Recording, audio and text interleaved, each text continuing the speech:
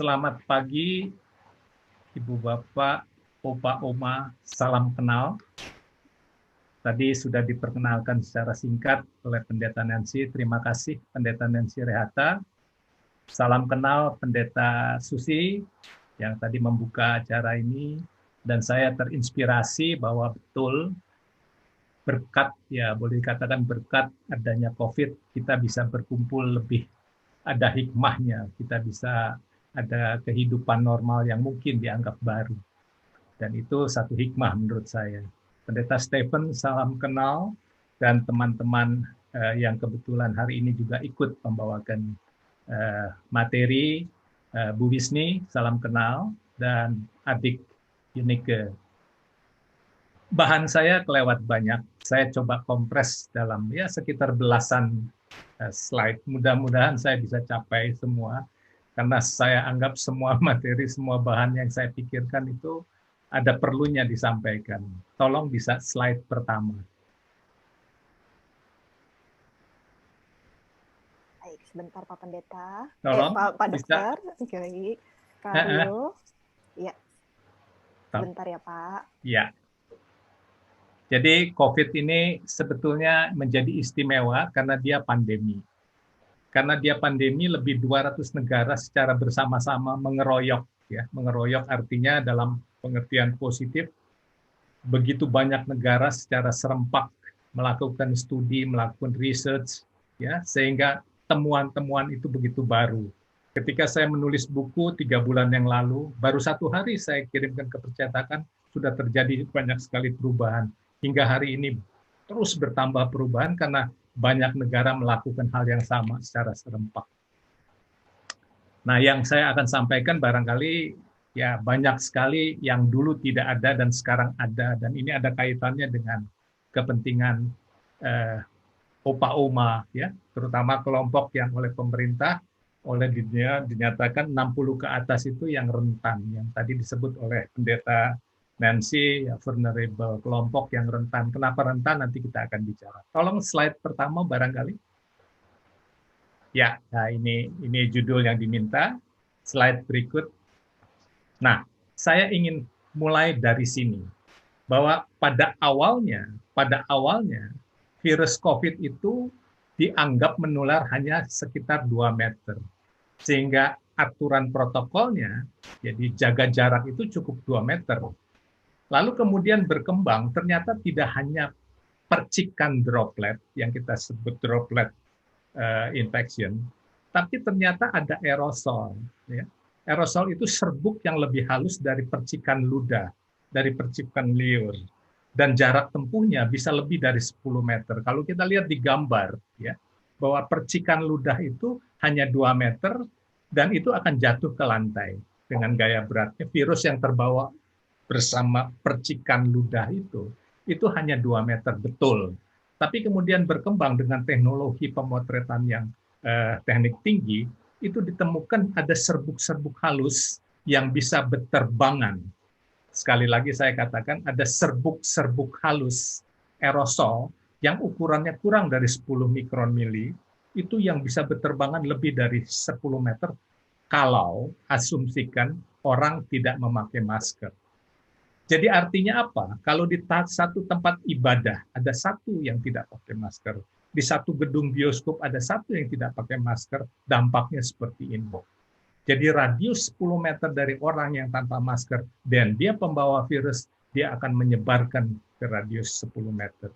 Ini yang barangkali belum semua masyarakat menyadari, belum semua masyarakat tahu dan bisa menghayati, sehingga persepsi resiko bahwa saya mungkin tertular dengan cara-cara yang tidak terduga itu berbeda-beda. Itu makanya barangkali di Indonesia kegagalan dalam menahan, mengekang virus ini menyebar, antara lain karena persepsi resiko masyarakat tidak sama. Jadi sekadar kita sejenak saja melepas masker di tempat umum itu sudah satu risiko. Kalau mereka tahu bahwa sebaran itu bisa berupa serbuk-serbuk halus yang terbang di udara. Andai kata kita ke pasar, ada satu penjual di pasar yang positif membawa virus dan dia tidak memakai masker, dia sekadar bernafas saja pun virus itu sudah terlempar, tersembur sekira 1-2 meter. Bernafas saja. Kalau dia bicara, tentu lebih jauh sebarannya. Kalau dia batuk, lebih jauh lagi. Kalau dia bersin, sangat jauh. Itu artinya masyarakat harus betul-betul dicamkan. Supaya apa? Supaya mereka menghayati betul bahwa virus itu tidak sesederhana yang mereka pikirkan. Saya cukup dengan masker saja dan saya pasti terlindung. Belum tentu. Nah, penjelasan ini yang saya harapkan pemerintah melakukan edukasi. Edukasi bukan sekadar melarang tidak boleh tidak pakai masker. Sekarang sebagian masyarakat memakai masker hanya sekadar takut dihukum. Terpaksa memakai masker karena memang aturannya seperti itu. Belum menghayati bahwa dengan memakai masker, dia menolong nyawanya sendiri, karena sebagian akan meninggal, juga dia menolong supaya orang lain tidak sampai menjadi korban. Jadi penghayatan ini yang harus sebetulnya setiap masyarakat betul-betul hayati. Ya. Jadi sekali lagi, mengapa di ruang gedung tertutup, di tempat ibadah dengan aircon yang aktif, AC yang aktif, sebaran itu begitu mudah, termasuk di pesawat udara, ya, termasuk juga di gedung bioskop, di bar, di restoran, itu tempat-tempat yang saya harus katakan risiko tinggi. Tempat ibadah, gedung bioskop, restoran, tempat gym, tempat pesta, ya. Semua indoor, semua gedung tertutup dengan AC, itu berpotensi menularkan. Kalau saja ada satu orang yang membawa virus dan dia tidak pakai masker. Bagaimana kalau orang itu pakai masker? Masih tetap ada kemungkinan. Masih tetap ada potensi itu. Slide. Nah, saya mau tunjukkan di mana sebetulnya sumber COVID paling banyak di lingkungan kita. Nomor satu ternyata di lantai. Kita lihat di bar diagram yang warna orange. Lantai, terutama lantai rumah sakit, lantai klinik, lantai tempat-tempat umum, di mall, di gedung bioskop, di terminal, di stasiun, ya, di bandara, itu lantai itu penuh dengan COVID. Kalau masyarakat tidak disiplin, kalau masyarakat ada yang tidak memakai masker dan dia pembawa virus. Jadi lantai rumah sakit di Wuhan itu baru belakangan diketahui. Lantai itu penuh dengan virus COVID. Dari mana? Tadi kita lihat di awal bahwa semburan dari nafas, semburan dari orang yang berbicara dan dia tidak memakai masker, itu akhirnya jatuh ke lantai. Kalau semburan ini tidak melekat di baju orang yang terdekat, tidak melekat di rambut orang yang terdekat, tidak melekat di kulit orang yang terdekat, tidak masuk ke dalam hidung atau ke mulut orang yang terdekat, dia akan jatuh ke lantai. Seberapa jauh? Kalau dia bersin 10 meter, kalau dia batuk mungkin 6 meter. Dia bernafas saja 2 meter. Jadi artinya lantai ini harus kita perhatikan. Implikasinya apa? Bahwa hati-hati pulang dari tempat umum, entah itu dari pasar, dari mall, dari tempat ibadah, dari manapun, terutama rumah sakit dan klinik, alas kaki kita kemungkinan besar sudah menginjak virus. Jadi artinya alas kaki tidak dibawa masuk ke dalam rumah. Alas kaki ditinggalkan di luar, termasuk pakaian yang kita pakai ditanggalkan tidak masuk ruangan dalam rumah. Mungkin di kamar kecil di depan rumah. Termasuk rambut kita, termasuk kulit kita, termasuk pakaian kita dan semua. Jadi artinya hal-hal seperti ini yang masyarakat tidak secara detail memahami. Saya ada kasus di awal-awal COVID, orang yang kecukupan dan dia menjaga betul protokol kesehatan, bersih, resik, ya, memakai shield, ya, tapi dia kena. Dan dia bertanya, "Dok, kok saya sudah jaga betul, kok bisa positif kena?" Dia telisik, dia tracing, ternyata dia pernah pergi ke pasar tradisional. Kebiasaan dia pergi ke pasar. Ketika di pasar, dia menerima uang kembalian. Jadi setelah semua tidak mungkin karena maskernya betul, face shield-nya betul, cuci tangan, dia pulangnya juga betul, tapi uang kembalian dari pasar dia masukkan ke kantong. Jadi uang kembalian ini sumber penularnya. Jadi uang kembalian yang dia masukkan ke kantong, waktu pulang dia sudah buka semua uangnya dia ambil. Ketika diambil, uang ini positif mengandung COVID, dia tidak tahu dan tentu memang tidak kelihatan, tapi dia sudah buka masker, nah virus itu memasuki hidung dan mulutnya. Jadi dengan cara yang tidak terduga dan mungkin sebagian masyarakat atau oma opa, bapak ibu juga mungkin tidak sampai menduga kalau penularan bisa seperti itu. Yang lain adalah di bed rail dari ranjang. Kalau kita pergi ke rumah sakit sekarang, misalnya terpaksa harus datang menjenguk, hati-hati dengan railnya dari ranjang pasien.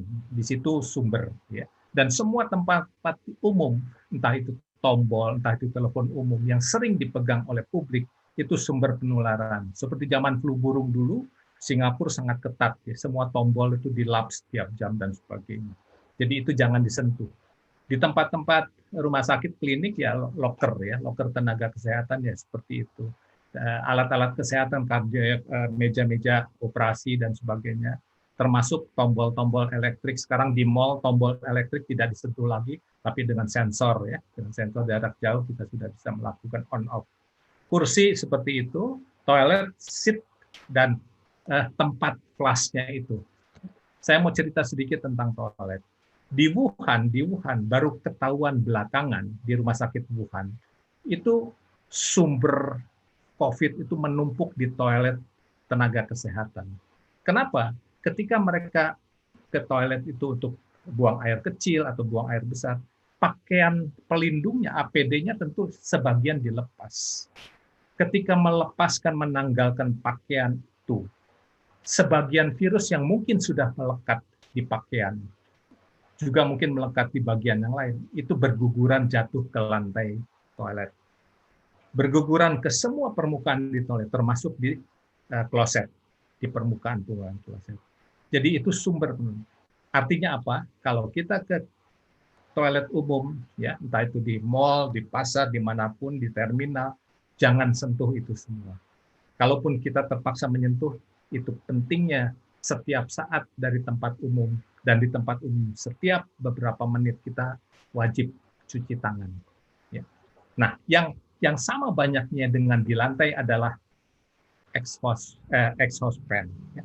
Exhaust fan ini menjadi sumber terbukti di Wuhan juga. Jadi kita banyak belajar dari rumah sakit di Wuhan. Jadi di Wuhan ada satu restoran. Kenapa ada orang yang makan di restoran itu kedapatan tertular COVID? Ternyata setelah dilacak, tertularnya itu dari aircon, dari AC yang menyentrong langsung ke hadapan dia. Orang yang duduk di restoran berhadapan dengan aircon itu yang tertular. Artinya apa? Artinya angin fan dari AC ini yang membawa, kebetulan virus di udara restoran itu sedang beredar, ditiup, disembur oleh exhaust fan dari AC-nya. Itu makanya ruangan tertutup dengan AC itu sumber penularan yang sangat berisiko. Itu pula dilarang untuk mengadakan pertemuan berkumpul di tempat-tempat ruang tertutup, termasuk pesta, gedung bioskop, dan sebagainya. Slide.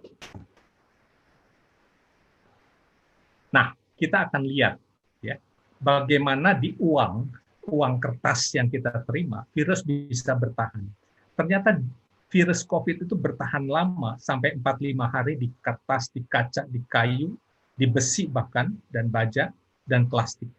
Itu harian. Ya. Sedangkan di kardus, kita sering menerima paket kiriman ya, dalam kemasan kardus, hati-hati. Kita asumsikan semua barang yang kita terima, semua barang yang kita sentuh, kita asumsikan itu sudah positif. Maksudnya apa? Bukan untuk takut, tapi untuk waspada. Kita selalu asumsikan itu positif. Nah, setiap paket yang kita terima bentuknya kemasan kardus apapun atau kertas, itu kita letakkan dulu di luar rumah. Kalau ada di halaman rumah, biarkan dia terkontaminasi dengan matahari, dengan tertiup angin dan sebagainya, dan langsung disemprot dengan hand sanitizer dan ya dibersihkan lah ya. Nah, baru setelah beberapa saat ya kita buka. Ya, kalau bisa hati-hati kita tetap pakai masker karena apa? Karena kemungkinan masih ada sisa-sisa COVID, andai kata betul pengemas paket itu orang yang positif. Begitu juga sarung tangan. Saya menduga kenapa tenaga kesehatan di Indonesia kok banyak sekali yang menjadi korban. Bukan salahnya protokol kesehatannya tidak ketat, saya kira bukan. Mereka sudah ikut aturan dunia, bagaimana APD dipakai dan sebagainya. Tapi ketika melepaskan sarung tangan, barangkali seperti itu. Ketika sedang istirahat dan akan makan, ketika melepaskan, itu virus itu menempel di sarung tangan sekian jam. Dan dia akan berguguran, berterbangan. Termasuk juga di aluminium, di tembaga, dan di udara. Perhatikan, di udara bisa 3 jam paling sedikit. Terutama di udara gedung tertutup. Ya, slide. Nah, ini simulasi. Andai kata di dalam pesawat terbang ada satu saja tidak memakai masker dan dia pembawa virus, sebarannya itu seluruh kabin pesawat tercemar tanpa kecuali. Artinya apa? Percuma menjaga jarak di selang-seling kursi dan sampai 2-3 baris, tapi ada orang tidak pakai masker. Tapi sekarang tidak perlu khawatir karena semua maskapai penerbangan dengan ketat melakukan protokol. Ya, selain kabin selalu dibersihkan, orang semua wajib memakai masker dan cara pakai masker harus betul-betul tepat. Nanti kita akan bicara pakai masker yang tidak tepat juga tidak melindungi 100%. Slide. Nah, di udara bebas, orang bertanya, dok, boleh nggak olahraga di udara terbuka, di tempat umum? Silakan. Tapi dengan catatan, mengingat semburan itu bersifat aerosol, andai kata ada orang yang tidak kita kenal maupun kita kenal berada di depan kita dan dia tidak memakai masker, hati-hati.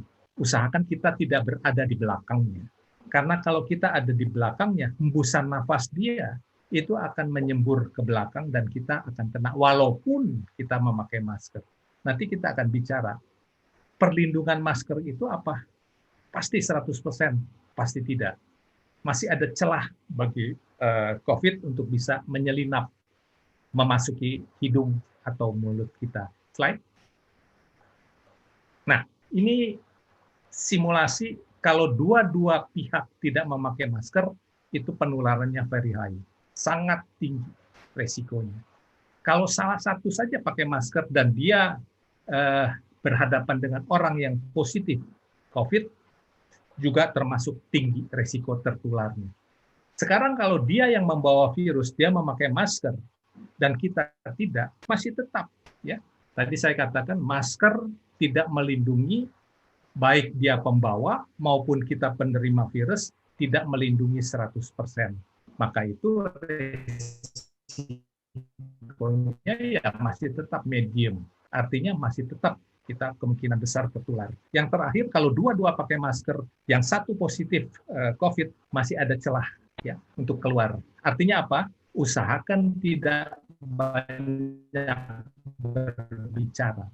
Semakin banyak berbicara, semburannya itu semakin jauh dibanding kalau hanya sekedar nafas. Sekedar nafas saja pun masih ada celah di atas masker, di celah-celah kiri kanan hidung, itu masih bisa tersembur COVID. Slide.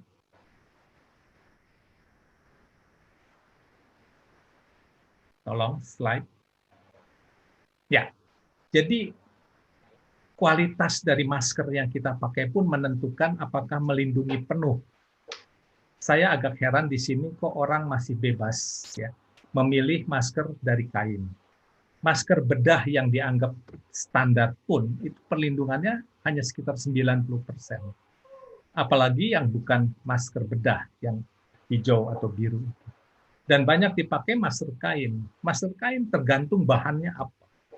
Kalau bahannya itu semakin jarang, ya tenunannya, berarti kemungkinan lolosnya COVID semakin besar. Kita tahu COVID ukurannya mikron. Jadi tentu ada bagian yang bisa menembus. Kedua, kalau kita bikin terlalu rapat, kita kesulitan dalam bernafas, apalagi kita sedang berolahraga.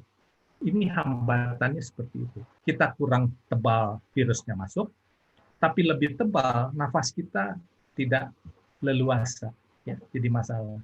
Maka saya anjurkan pilih yang sudah standar saja, yang sudah diperhitungkan betul, yang masker bedah. Ya, 90%, 10% masih ada kemungkinan lolos.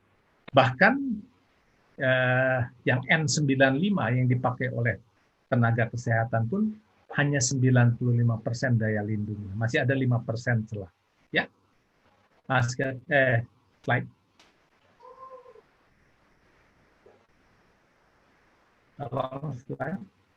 Nah, apa yang terjadi pada orang yang dimasuki oleh COVID? COVID ini menyerangnya paru-paru, menyerangnya saluran pernafasan. Paru-paru kita lihat, ya, pembuluhnya mulai dari kerongkongan ya, yang ada di batang leher, terus bercabang seperti akar pohon. Demikian banyak serabut-serabut halus, sampai ujung setiap serabut itu kita kenal sebagai alveolus, gelembung-gelembung halus kecil, alveolus, di mana berpindahnya udara yang mengandung oksigen itu memasuki darah. Jadi darah akan menerima oksigen itu dari gelembung-gelembung kecil yang kita lihat di bagian bawah kanan, alveolus. Jadi gelembung-gelembung ini halus sekali, ya. Oksigen yang kita tarik dari pernafasan itu diserap oleh darah. Jadi di sini pertukaran terjadinya oksigen udara memasuki darah. Yang terjadi kalau orang terinfeksi COVID, gelembung-gelembung alveolus yang ratusan ribu yang begitu banyak rusak.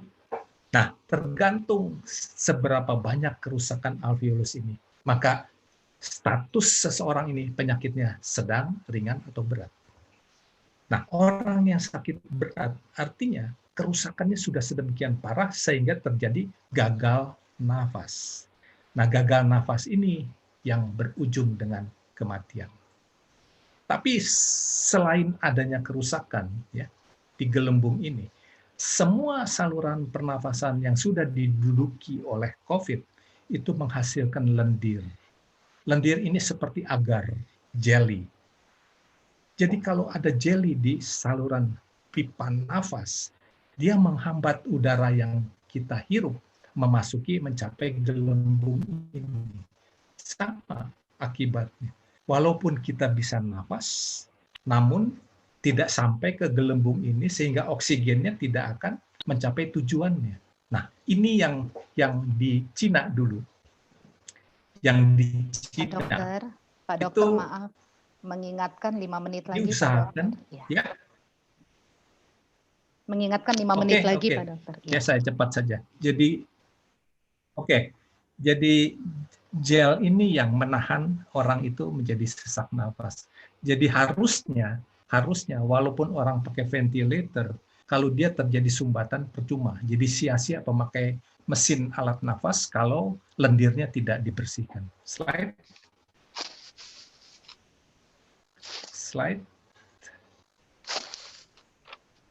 Nah, faktor gaya hidup bagaimana supaya lansia, opa oma kita semua supaya memang badan kita salah satu cara untuk mengatasi virus karena virus tidak kelihatan, COVID tidak kelihatan, badan kita dikuatkan. Supaya badan kita dikuatkan, kita harus cukup gerak ya. Banyak stresor dalam hidup, jangan sampai depresi, jangan sedih ya. Kembalikan pada yang Maha Pengasih ya. Seks bebas, berjemur matahari, tidak overtraining, ya, kosmetik tidak sembarangan, cukup vitamin D, ya, elektronik kegemukan dan ini gaya hidup. Jadi kalau opa oma belum melakukan tiap pagi jalan, ya, satu-satunya olahraga yang paling ideal dan bermanfaat adalah jalan kaki secepat kita bisa, brisk walking. Itu yang dianjurkan oleh Cooper. Supaya nafas kita lebih lancar, jantung kita cukup berdebar. Ya. Kedua, kita makan yang teratur, hidup yang teratur. Ada jam makan, ada jam istirahat, ada jam tidur. Jadi kalau saya tanya opa-oma di dunia, ya kita dengar bagaimana resep supaya panjang umur, mereka katakan hidup tertib dan teratur. Itu besar sekali perannya untuk kesehatan. Jam makannya teratur, jam tidurnya teratur, jam aktivitas teratur, jam istirahat teratur, semua serba teratur. Ya. Slide. Nah, perlu menjadi pemakan segala. Opa-oma semakin tua harus menjadi rakus. Rakus arti apa? Artinya semua yang Tuhan sudah berikan di bumi ini, makan, konsumsikan. Ya, dengan catatan seimbang, proporsional, tidak berlebihan. Makan yang seimbang itu apa?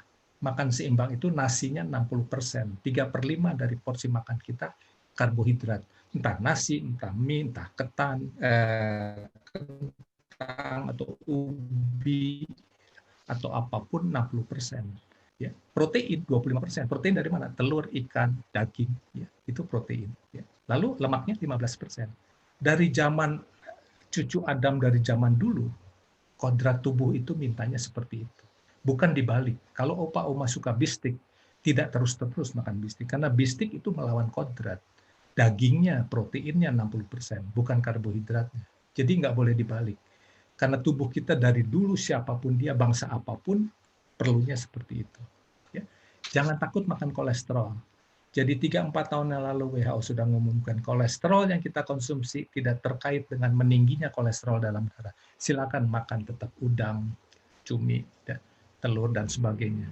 Karena kolesterol dibutuhkan tubuh juga untuk kesehatan sel, bikin hormon, ya, untuk penyerapan vitamin D, dan sebagainya. Jangan takut makan lemak. Lemak pun begitu. Asal tetap 15%, tidak berlebihan. Diet seimbang tadi saya sudah katakan, ya, makin bertambah umur, porsi makannya yang dikurangi. Ingat, opa-oma. Ya. Jadi makan kita nasinya dikurangi, tapi lauk pauk jangan dikurangi. Kalau lauk pauk dikurangi berarti kita kekurangan nutrien, kekurangan zat gizi. Tubuh kita perlu 45 nutrien, 45. Yang separuhnya sekitar 30 bersifat esensial. Apa artinya? Tidak boleh tidak harus tersedia dalam makanan. Kalau tidak tersedia dalam makanan, tubuh tidak bisa memproduksi. Satu saja yang esensial kurang, ada vitamin esensial, ada mineral esensial, ada protein esensial, ada lemak esensial. Itu tidak boleh kurang, dan itu diperoleh dari makanan. Supaya makanan itu mencukupi, kita harus 4-5 macam makanan. Tidak cukup nasi soto, nasi gado-gado, nasi ketoprak, nggak bisa.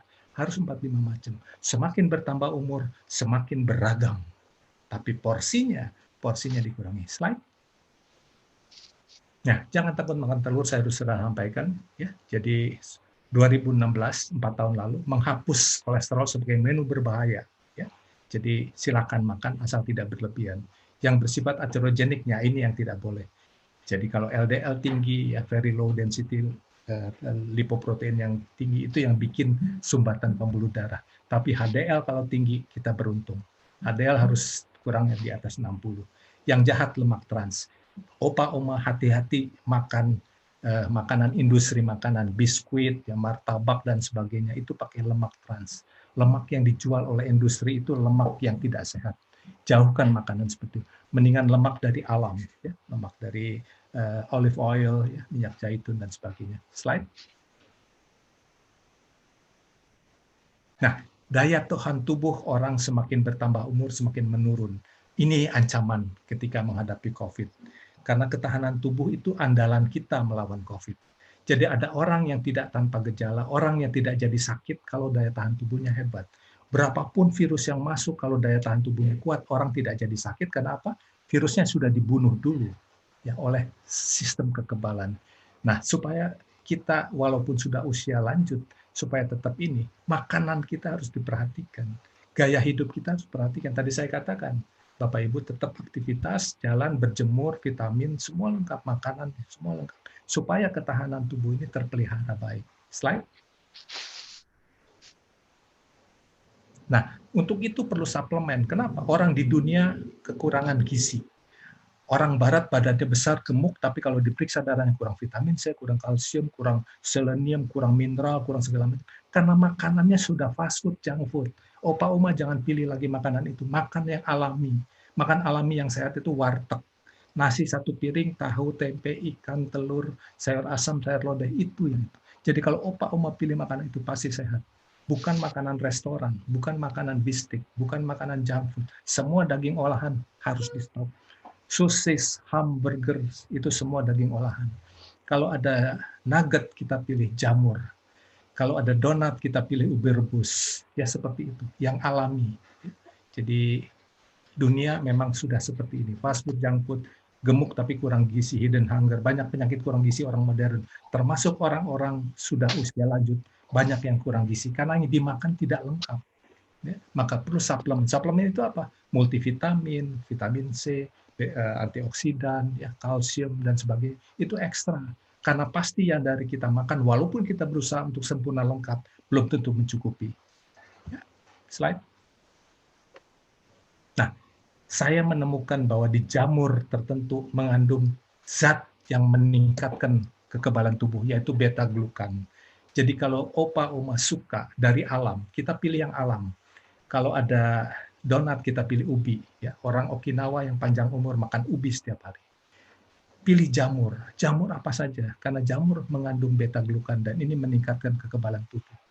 Pilihlah jamur setiap hari. Kita banyak sekali jenis jamur di Indonesia. Semua kita bisa olah untuk jadikan masakan. Slide. Nah, hormon kebahagiaan ada 4. Dopamin, oksitosin, serotonin, dan endorfin. Ini harus ditingkatkan. Kita merasa hangat dalam hidup, merasa diterima oleh lingkungan, oleh jemaat, oleh teman-teman. Ya. Itu meningkatkan hormon kebahagiaan. Karena tujuan orang di dunia sekarang bukan lagi menjadi kaya, tetapi bagaimana meningkatkan kebahagiaan. Indeks kebahagiaan orang di dunia, negara yang kecil yang tidak kaya. Artinya apa? Kekayaan tidak bisa membeli kebahagiaan. Sekarang Finlandia, negara yang indeks happiness-nya paling tinggi. Amerika, Cina, Singapura tidak tinggi, walaupun mereka kaya. Karena mereka apa? Mereka kurang cepat bersyukur. Satu. Kedua, ekspektasi dalam hidup terlalu muluk-muluk. Orang Finlandia lekas bersyukur, dia tidak berharap terlalu banyak. Syukuri apa yang kita sudah terima, tidak berharap yang belum diterima. Jadi hormon ini harus ditingkatkan. Kita harus sering memberi, ya. Serotonin meningkat. Sering tertawa, berolahraga, dan seks. Jangan lupa, seks boleh sampai tua. Slide. Ya, saya kira cukup. Terima kasih.